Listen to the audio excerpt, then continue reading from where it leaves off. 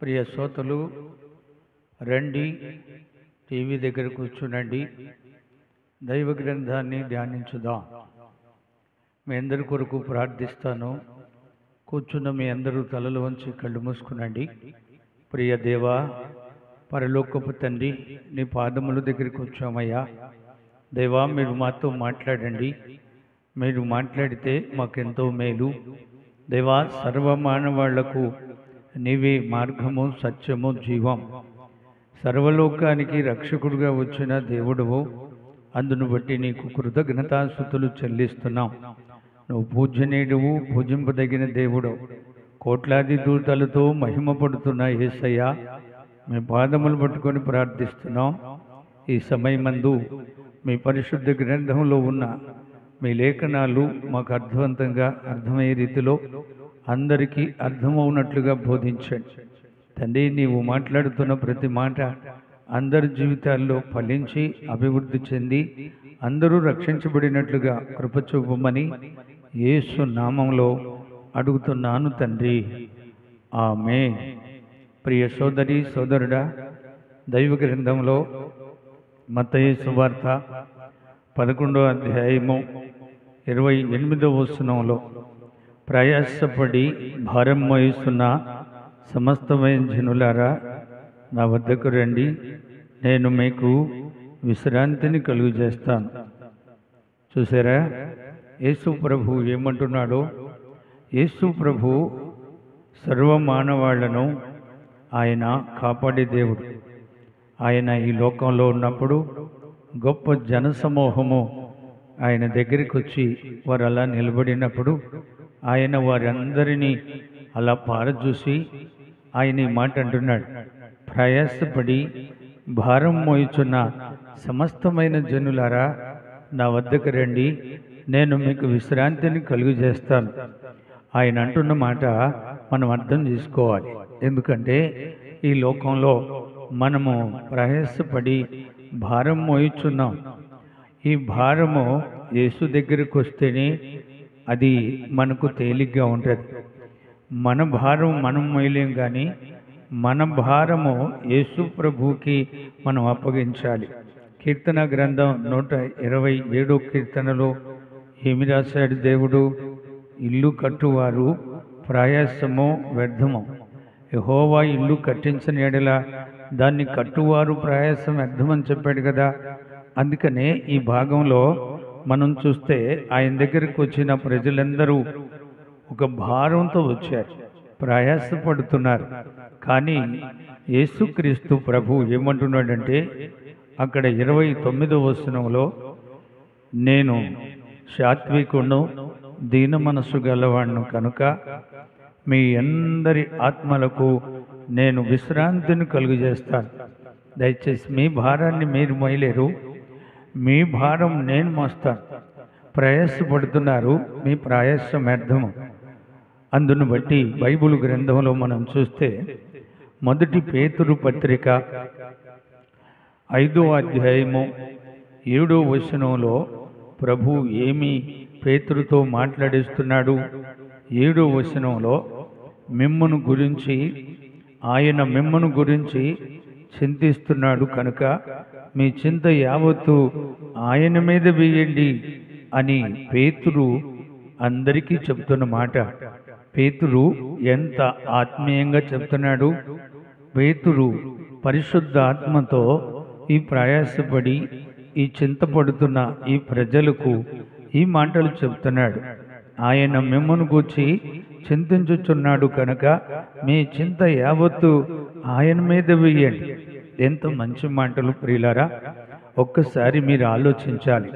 ఎందుకంటే మన ప్రయాసం బిడ్డల భారం కావచ్చు, భార్య భర్తకు భారం కావచ్చు, భర్త భార్యకే భారం కావచ్చు. ఏది ఏమైనా ఈ లోకంలో ఈ భారాలన్నీ మనకు తేలిగ్గా ఉండాలి అంటే యేసు ప్రభు దగ్గరికి రావాల్సిందే. ఆయన దగ్గరే మనకు విశ్రాంతి, ఆయన దగ్గరే మనకు శాంతి, ఆయన దగ్గరే మనకు నెమ్మది, ఆయన దగ్గరే మనకు ఆయన ఆరోగ్యాలు. అందును బట్టి మీరందరూ కూడా అర్థం చేసుకోవాలి. యేసుక్రీస్తు ఈ దినాల్లో మరి ఆయన ఈ లోకంలో ఉన్నప్పుడు ఆ ప్రభు అందరికీ విశ్రాంతిని కలుగజేశాడు. ఎందుకంటే ఆయన దీన మనస్సు గలవాడు, ఆయన దయా దాక్షిణ్యాలు గలవాడు, ఆయన ఎంతో సాత్వికుడు, దీన మనస్సు గలవాడు. ఆయన పాపిని కరుణించేవాడు, గాయపడిన వారికి గాయములు కట్టేవాడు, ఆయన గుండె చెదిరిన వారిని ధైర్యపరిచేవాడు. యేసుక్రీస్తు ప్రభు మనందరి భారాలను ఆయన మోయగలడు, మోస్తాడు. ఆయనే మనకు సాత్వికంగా ఉన్న దేవుడు, శాంతము మనకు ప్రసాదించేవాడు.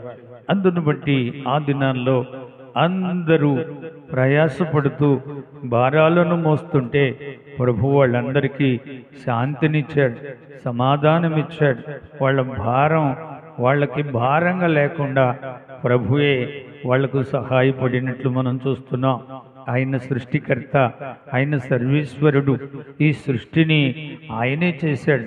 ఆయన ఆది సంభూతుడు, ఆయన త్రియేక దేవుడు. ప్రియులారా, అందును బట్టి మీరు ఒక్కసారి ఆలోచించండి. మీ భారం ఏదైనా సరే ప్రభువు మీద మీరు ఆధారపడి వస్తే, ప్రభు సన్నిధికి మీరు రాగలిగి ఉంటే, అది అప్పుల భారమా తీరుతుంది, అది లేదు బిడ్డల భారమా అది దేవుడు పరిష్కారం చేస్తాడు, అది కోర్టు సమస్య అయినా ఆయన మీకు ఆ సమస్యను పరిష్కరించగలడు.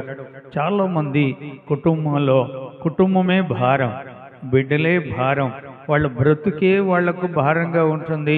అలాంటప్పుడు ప్రభు దగ్గరికి నువ్వు వస్తే ప్రభు నీకు ఆ భారం లేకుండా ఆయన నీకు శాంతినిస్తాడు, సమాధానం ఇస్తాడు, నెమ్మదినిస్తాడు, ఆయురారోగ్యాలు ఇస్తాడు. అన్నిటినీ ఆయన ఇవ్వగలవాడు. ఆయన దగ్గరికి ఎందుకు రాలేకపోతున్నావో ఒక్కసారి ఆలోచించు. ఆయన దగ్గరికి వస్తే మీ బిడ్డల భారం పోతుంది, నీ భార్య భారం పోతుంది, మీ భర్త భారం ఆయన తీసివేయగలడు. ఏ భారమైనా ఆయన తీసివేయగల ఎంతో మంచి ప్రభు. ఆయన ప్రేమమూర్తి, జాలిమూర్తి దేవుడు. లోకమును ఎంతో ప్రేమిస్తున్నాడు కదా. మరి ఆయన సంగతి నువ్వు తెలుసుకొని ఆయన దగ్గరికి వస్తే నీ భారము ఆయన తీసివేస్తాడు. ప్రియ దేవుని బిడ్డలారా, ఆలోచించండి. యేసుక్రీస్తు ప్రభు ఎంత మంచివాడో మీరు ఒకసారి అర్థం చేసుకోవాలని ప్రభు పేరట మీ అందరికీ తెలియపరుస్తున్నాం. చూడండి, దైవ గ్రంథంలో మనం చూస్తే కీర్తన గ్రంథం 55వ కీర్తన 22వ వచనంలో, నీ భారము యెహోవా మీద మోపము, ఆయనే నిన్ను ఆదుకునెను. వింటున్నారా ప్రియ సోదరి సోదరుడా? నీ భారము ఏ భారం? అది భార్య నీకు భారంగా ఉందా? అలాగైతే నీవు ఆయన మీద మోపు ఆమెని. ఒకవేళ నీ భర్త నీకు భారంగా ఉన్నాడా? అలాగైతే ఆయనను నీ దేవుడి మీద మోపు. మీ బిడ్డలు భారంగా ఉన్నా, లేక నీ కుటుంబ భారమైనా, అది ఏదైనా సరే దేవుని మీద నీ భారం మోపినప్పుడు ఆయన నిన్ను ఆదుకుంటున్నాడు, ఆదరిస్తున్నాడు. నీవు కుటుంబ భారం మోయనక్కర్లేదు, నీ భర్త భారం మోయనక్కర్లేదు, నీ భార్య భారం కూడా నీవు మోయనక్కర్లేదు. మీ పిల్లలు మీకు భారంగా ఉన్నారా? అయితే ఆయన మీద మోపండి. మీ కుటుంబాన్ని ఆయన ఆదుకుంటాడు, ఆయన ఆదరిస్తాడు, ఆయన ధైర్యపరుస్తాడు, ఆయన నిన్ను నడిపిస్తాడు, నిన్ను పోషిస్తాడు, నిన్ను సంరక్షిస్తాడు. ఆయన ఏదైనా నీకు ఇవ్వగల రక్షకుడు కదా. మరి ఆయన్ని ఎందుకు నువ్వు తెలుసుకోలేకపోయావు? ఇప్పుడుకైనా పర్వాలేదు. నీ భారం ఏమిటో, నీ బరువేమిటో, నీ బాధ్యత ఏంటో, నువ్వే సమస్యలో ఉన్నావో అది ఆయన మీద మోపు. ఆయన నీకు సహాయపడతాడు, ఆయన నిన్ను ఆదరిస్తాడు, ఆదుకుంటాడు అని నేను మీకు తెలియపరుస్తున్నాను ప్రియులారా. ఎందుకంటే ఆయన మనల్ని ఎడవడు, వెడబాయడు. ఇది మీరు గుర్తుపెట్టుకోవాలి. నువ్వు భారం మోసుకుంటూ వెళుతూ ఆ భారం మోయలేక పడిపోతే నిన్ను ఆయన లేపేవాడు, ఆయన నిన్ను ఆదరించేవాడు, ఆదుకునేవాడు. ఎందుకు ఆయన మీద నీ భారాన్ని మోపటలేదు? ఆయన మీద నీ భారాన్ని మోపు. అప్పుడు ఆయన నిన్ను ఆదుకుంటాడు, నిన్ను ఆదరిస్తాడు, నిన్ను కాపాడుతాడు. ఇది సత్యం. నేను బైబిల్ గ్రంథం ప్రకారంగా మీ అందరికీ తెలియపరుస్తున్నాను. ఇది గొప్ప సత్యం. మీరు అర్థం చేసుకునండి. నీ భారం ఏమిటో, కుటుంబ భారమా, నువ్వు మొయ్యలేవు, ఆయన మీద మోపు. పిల్లల భారమా, నువ్వు మొయ్యలేవు, పిల్లలను ఆయన మీద మోపు. ఒకవేళ నీ భర్త నీకు భారంగా ఉన్నాడా, అయినా నీ భర్తను ఆయన మీద ఆయనకు అప్పగించేయి. నీ భర్తను మారుస్తాడు, నీ భార్యను మారుస్తాడు, మీ పిల్లలను మారుస్తాడు. మీ కుటుంబానికి యేసే రక్షకుడు. యేసు మాత్రమే నీ భారమును మోయగలవాడు. ఒక్కసారి ఆలోచించుకోండి.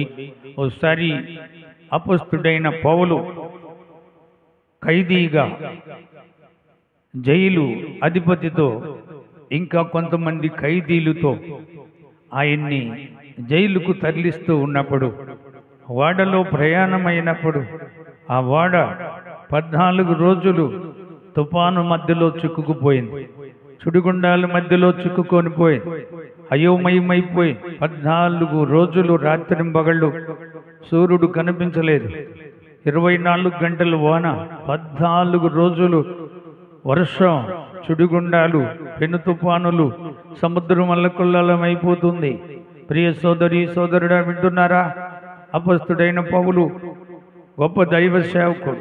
అయితే నేరస్తుడిగా అతన్ని ఖైదీలతో పాటు ఇతన్ని కూడా ఖైదీగా ఆ ఓడలో ప్రయాణం చేస్తూ ఉన్నప్పుడు, ఓడలో ఉన్న వారందరూ ఆ తుఫానును చూసి, ఆ పెనుగాలులు చూసి, ఆ అలలు చూసి భయపడుతూ ఉన్న ఆ సమయంలో అపొస్తలుడైన పౌలు చెప్తున్నాడు. ఇప్పుడైనా అపొస్తలుడైన పౌలు అపొస్తలుల కార్యము 27వ అధ్యాయము 22వ వచనంలో, ఇప్పుడైనా ధైర్యము తెచ్చుకొని మిమ్మను వేడుకొనుచున్నాను, వాడికే గాని మీలో ఎవని ప్రేరణకైనా గాని హాని కలగదు. నేను ఎవరిని క్షమిస్తున్నానో, ఎవరిని ప్రేమిస్తున్నానో ఆ దేవుని దూత ఆ గడియన ఆ రాత్రి నా వద్ద నిలిచి, పౌలు భయపడకము అని నాతో మాట్లాడినది. ఆ యొక్క ఖైదీలతో, ఆ జైలు అధికారి, ఆ శతాధిపతితో పౌలు మాట్లాడుతున్నాడు. ఇప్పుడైనా ధైర్యం తెచ్చుకోనండి, నేను సృష్టికర్త అయిన దేవుణ్ణి పూజిస్తున్నాను, ఆరాధిస్తున్నాను. ఆయన నా భారం మోయగలిగిన వాడు, నా ప్రాణమును కాపాడగలిగినాడు. ఆయన ఆకాశము నుండి ఒక దూతను నా మధ్యకి పంపించాడు. ఇదిగో గత రాత్రి ఆ దేవదూత నాతో మాట్లాడుతుంది. పౌలు భయపడవద్దు, ధైర్యంగా ఉండు, దేవుడు చెప్పినదే జరుగుద్ది, మీకే హాని లేదు, వాడికేమీ ప్రమాదం జరగదు అని ఆ యొక్క పౌలు దేవుణ్ణి నమ్మి, దేవుణ్ణి క్షమిస్తున్నా, దేవుణ్ణి పూజిస్తున్నా పౌలు భారము, అలాగే వాడలో ఉన్న ఆ ఖైదీలు ప్రాణం, శతాధిపతి ప్రాణం దేవుడు కాపాడాడు. ప్రియ సోదరి సోదరుడా, ఆలోచించండి. నీ భారం ఏమిటి? అప్పుల భారమా? దానివల్ల చనిపోవాలనుకుంటున్నావా? దానివల్ల ప్రజల మధ్యలో ఉండకుండా ఐపీ పెట్టి దూరంగా వెళ్ళాలనుకుంటున్నావా? అలా కాదు. ప్రభు అయిన దేవుడు నిజమైన వాడు, రక్షకుడు యేసు ప్రభు. ఆయన నిన్ను విడబాయడు. నీ భారము ఆయన మీద మోపు. యెహోవా నీ భారాన్ని మోస్తాడు, నీకేదైనా సహాయపడతాడు, నిన్ను ఆదుకుంటాడు, నిన్ను ఆదరిస్తాడు. ఎందుకు భయపడుతున్నా? భయపడనక్కర్లేదు. ప్రభు నీకు తోడై ఉన్నాడు. ప్రభు నిన్ను ఆదుకుంటాడు. ఆయన సృష్టికర్త, ఆయన సర్వేశ్వరుడు. నీ కుటుంబం నీకు భారంగా ఉన్నా దేవునికి నీవు నీ కుటుంబం భారంగా ఉండరు. ఎందుకంటే ఆయన నీకు రూపమిచ్చి, ఆయన నీకు జన్మనిచ్చి, ఆయన ఆత్మ ఇచ్చి నీ కోసం ఈ సృష్టిని, భూలోకాన్ని నీకు ఇచ్చిన దేవుడు నిన్ను విడిచిపెడతాడా? ఒకవేళ నీ బంధువులు విడిచిపెట్టినా, నీ స్నేహితులు విడిచిపెట్టినా దేవుడు ఎన్నడూ విడబాయడు. ఇది సత్యం. ప్రియ సోదరి సోదరుడా, వింటున్నావా? దేవుని మీద నీవు ఆధారపడి, దేవుని మీద నీ భారం మోపు, నీ చింత యావత్తు ఆయన మీద వేయి. ఆయన నిన్ను గురించి చింతించుచున్న దేవుడు. ఆయన వెన్నడు విడవడు, విడబాయుడు. దయచేసి ఆయన దినమంతా నీకోసమే చేతులు చాపుతూ ఉన్నాడు. నీ భారం నువ్వు మొయ్యలేకపోతే దేవుడు నీ భారాన్ని మోయటానికి నీ చింత యావత్తును ఆయన మీద వేస్తే నిన్ను నీ పిల్లలను ఆదరించి పోషించి సంరక్షించి మీకు కావలసినవన్నీ ఇవ్వటానికి దేవుడు సిద్ధపడుతున్నాడు. ఈ మాటలు వింటున్న నీవు ఇప్పుడే నీ భారం ఏంటి? నీ పిల్లలు చదువులు భారమా? నీ పిల్లలను పోషించి సంరక్షించి వారిని కాపాడుకునే భారమా? ఏది ఏమైనా ఆకాశ పక్షులను పోషిస్తున్న దేవుడు నిన్ను నీ పిల్లలను పోషించలేడా? సర్వమానవాళ్లను పోషించలేడా? ఆయనకు అసాధ్యమైంది ఈ లోకంలో ఏదైనా ఉందా? ప్రియ సోదరి సోదరుడా, ఆలోచించు. ఒకవేళ నీ రక్త సంబంధీకులు నిన్ను విడిచిపెట్టినా సృష్టించిన దేవుడు నిన్ను విడిచిపెడతాడా? ఆయన ఎన్నడూ విడిచిపెట్టాడు. చూడండి, ఒక దినాన యాకోబు చాలా కష్టాల్లో ఉన్నాడు. యాకోబు ఆయన 2 భార్యలు, 2 దాసీలు, 12 మంది పిల్లలు. ఆయనకి చాలా అగచాట్లు వచ్చాయి. ఆదికాండము 32వ అధ్యాయము 24వ వచనంలో ఆ కష్టకాలములో యాకోబు ఒక్కడే ఒంటరిగా అరణ్యంలో ప్రార్థించడం ప్రారంభించాడు. దేవుని పాదాలు పట్టుకున్నాడు. దేవా, ఇదిగో మా అన్నయ్య ఏశావు నన్ను చంపాలని 400 మంది సైన్యంతో వస్తున్నాడు. కనుక నన్ను కాపాడు. నా కుటుంబం ఈరోజు నాకు భారంగా ఉంది. నా పిల్లలు నాకు భారంగా ఉన్నారు. దేవా, ఇదిగో నీవు నాకు సహాయం చేయి. నన్ను ఆదరించు, నా కుటుంబాన్ని ఆదరించు, నా పిల్లలను ఆదరించు. మా అన్నయ్య ఏసేవు శత్రువుగా 400 మంది సైనికులను తీసుకొని వస్తున్నాడు తండ్రి అని ఆ యొక్క యాకోబు తెల్లవారిన దాకా దేవునితో పెనుగులాడుతున్నాడు. దేవుని దగ్గర మొరపెడుతున్నాడు, పశ్చాత్తాపడుతున్నాడు, వేడుస్తున్నాడు. ప్రియ సోదరి సోదరుడా, ఎందుకంటే ఆయనకి కుటుంబ భారంగా కనిపించింది అరణ్యంలో. అయినా దేవుని సన్నిధిలో ప్రార్థించాడు, పెనుగులాడాడు, దేవుని పాదాలు పట్టుకున్నాడు. దేవా, నువ్వు దీవించేంత వరకు నేను నిన్ను విడవను అని ఒక మొండిగా పట్టుదలతో ప్రార్థన చేశాడు. ప్రియ సోదరి సోదరుడా, వింటున్నావా? నీవు కూడా కుటుంబ బాధ్యతలు ఏమైనా భారంగా ఉంటే, కుటుంబంలో ఏదైనా ఇబ్బంది కలిగినట్టుగా ఉంటే యేసయ్య పాదాలున్నాయి. ఆయన దగ్గర కూర్చో, పశ్చాత్తాపడు, దేవుని పాదాలు పట్టుకొని బతిమలాడు. ఆయన యొక్క పాదాలు దగ్గర దేవుని మీద పోట్లాడుతున్నాడు యాకోబు. వింటున్నారా ప్రియ సోదరి సోదరుడా? యాకోబు చేసిన ఆ ప్రార్థనకు ఆయన కుటుంబాన్ని, ఆయన పిల్లలు, ఆయన భార్యని, ఆయన యొక్క కుటుంబాన్ని దేవుడు కాపాడాడు. శత్రువైన అన్నయ్యని ఏసేవును మార్చేశాడు దేవుడు. దేవునికి అసాధ్యమైంది ఉందా? ఏదీ లేదు. కాబట్టి నువ్వు అర్థం చేసుకో. నీకెవరైనా శత్రువులు భారం ఉందా? దాని విషయంలో దేవుని దగ్గర కూర్చో, ప్రార్థన చేయి, పెనుగులాడు, ఆయన పాదాలు పట్టుకొని బతిమలాడు. దేవునికి అసాధ్యమైంది ఏమీ లేదు. ఇదిగో నీ శత్రువును స్నేహితుడుగా మార్చేస్తాడు. ఏసేవు యాకోబు మీద చాలా కచ్చిగా ఉన్నాడు. యాకోబును చంపాలనుకున్నాడు. అయినా ఏసేవును దేవుడు మార్చేశాడు కదా.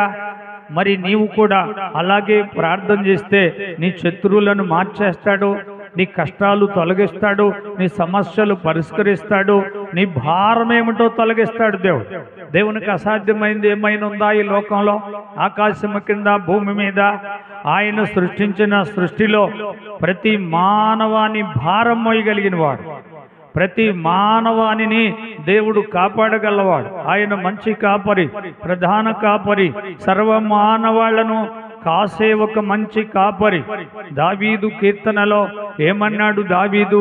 నాకు మంచి కాపరి, ప్రధాన కాపరి, నేను గాఢాంధకారపు లోయలలో సంచరించిన ఏ అపాయమునకు భయపడను అన్నాడు దావీదు రాజు. వింటున్నారా ప్రియ సోదరి సోదరుడా?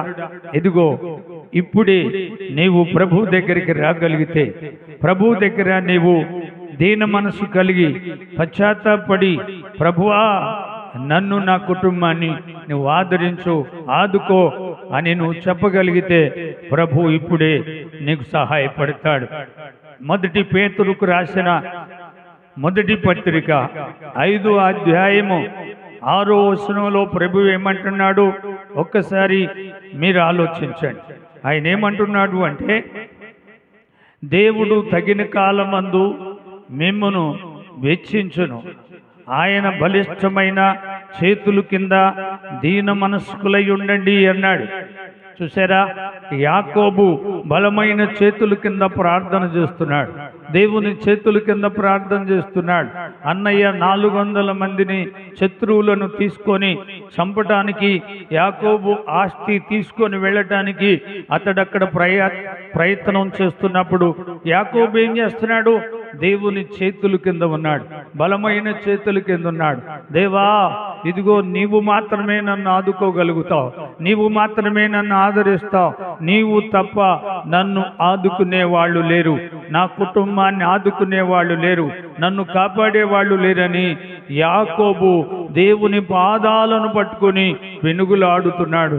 అలాగే నీవు కూడా దేవుని దగ్గరికి వచ్చి ప్రార్థించగలిగితే, ప్రభువు మీద నీ భారం వేయగలిగితే, ప్రభువు మీద నీ చింత యావత్తు వేయగలిగితే దేవుడు నిన్ను సమృద్ధిగా దీవిస్తాడు.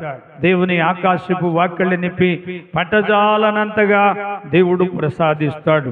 నీ కుటుంబ భారం తొలగిపోతుంది, నీ బిడ్డల భారం తొలగిపోతుంది, నీ కుటుంబం సమృద్ధిగా దీవించబడుతుంది.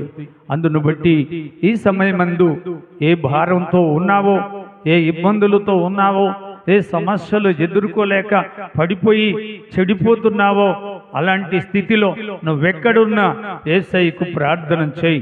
యాకోబు ఎక్కడున్నాడు? అరణ్యంలో, అర్ధరాత్రిలో, చీకటిలో, గాఢాంధకార చీకటి, అడవి, అక్కడ విశ్వజంతువులు, సింహాలు, పులులు, ఎలుగుబంట్లు అనేకమైన ప్రమాదకరములో ఉండి యాకోబు ప్రార్థిస్తున్నాడు. అప్పటికే కుటుంబం 2 భాగాలుగా చీలిపోయింది. యాకోబు చాలా చిత్రహింసలు పడుతున్నాడు, ఒక్కడే అయిపోయాడు, ఒంటరిగా ఉన్నాడు.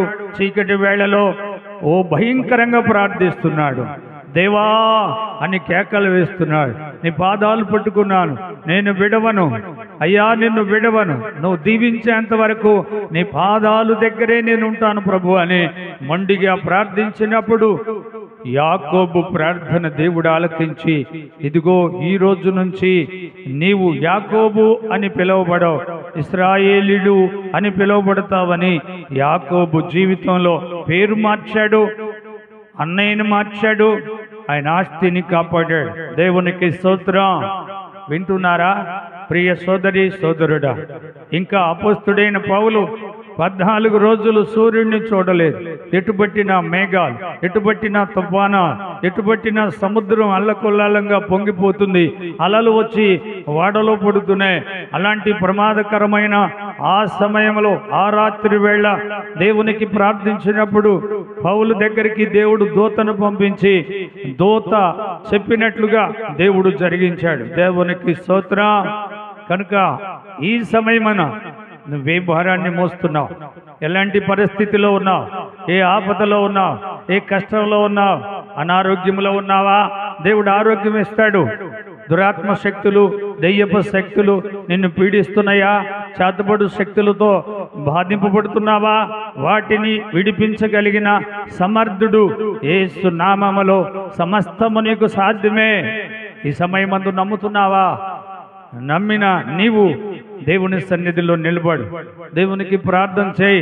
ప్రభు ఒక మాట అన్నాడు, నమ్మటం నీ వల్లనైతే నమ్మిన వానికి సమస్తము సాధ్యం. యాకోబు దేవుణ్ణి నమ్మాడు, కుటుంబాన్ని కాపాడుకున్నాడు. పౌలు దేవుణ్ణి నమ్మాడు, ఆ యొక్క సైనికులు, ఆ ఖైదీలు ఆయన్ని కాపాడుకున్నాడు. ఈ రోజున నీవు ప్రభువుని నమ్ము, నీకు దేవుడు సహాయపడతాడు. కనుక ఈ సమయమందు మీ కొరకు నేను ప్రార్థించబోతున్నా. తలలు వంచండి, కళ్ళు మూసుకునండి. ఈ సమయమందు దేవా, ఇదిగో ఈ సర్వ లోక మానవాళ్ళని నువ్వు చూస్తున్నావు తండ్రి. ఎక్కడ భారం కలిగి ఆ భారాన్ని మొయ్యలేక కుటుంబాన్ని విడిచిపెట్టి, పిల్లలను విడిచిపెట్టి తన ప్రాణాన్ని తీసుకోవటానికి ఎంతోమంది అయ్యా ఉరేసుకొని చనిపోతున్నారు. మందులు తాగి చనిపోతున్నారు. కుటుంబ భారం వారికి భారంగా ఉంది. అయినా ఆ యొక్క భారాలను మోసే దేవుడో, సర్వమానవాళ్ళు చింతను మీరు చింతించే దేవుడో, నీకు అసాధ్యమైనది ఏమీ లేదు తండ్రి. మా చేతులెత్తి నీకు కృతజ్ఞతాస్తుతులు చెల్లిస్తున్నా. మా శ్రోతలు వింటున్నారు, విని ధైర్యం తెచ్చుకోవాలి. మా శ్రోతలు భారం నీ మీద మోపాలి. ఇక్కడి నుంచి ప్రతి ఒక్కరూ మారు మనసు పొంది దేవాన్ని సన్నిధికి వచ్చి అందరూ దీవించబడాలి, అందరూ కాపాడబడాలి. అందరి కుటుంబాల్లో శాంతి, సమాధానం, నెమ్మది, మంచి ఆయుర ఆరోగ్యాలు అన్నీ కూడా మీరే ప్రసాదించి, ఇదిగో మీ రాకటికి సర్వమానవాళ్ళ ఆత్మలు రక్షించి నాయన మీరు కాపాడమని యేసయ్య నామములో అడుగుతున్నాను తండ్రి, ఆమేన్. మన తండ్రి అయిన దేవుని ప్రేమ, కుమారుడైన యేసుక్రీస్తు వారి కృప, పరిశుద్ధాత్మ అన్యోన్య సావాసం మనకును సకల పరిశుద్ధులకును ఇప్పుడు ఎల్లప్పుడూ సదాకాలం అందరికీ దేవుడు తోడయుండును గాక. ఆమేన్.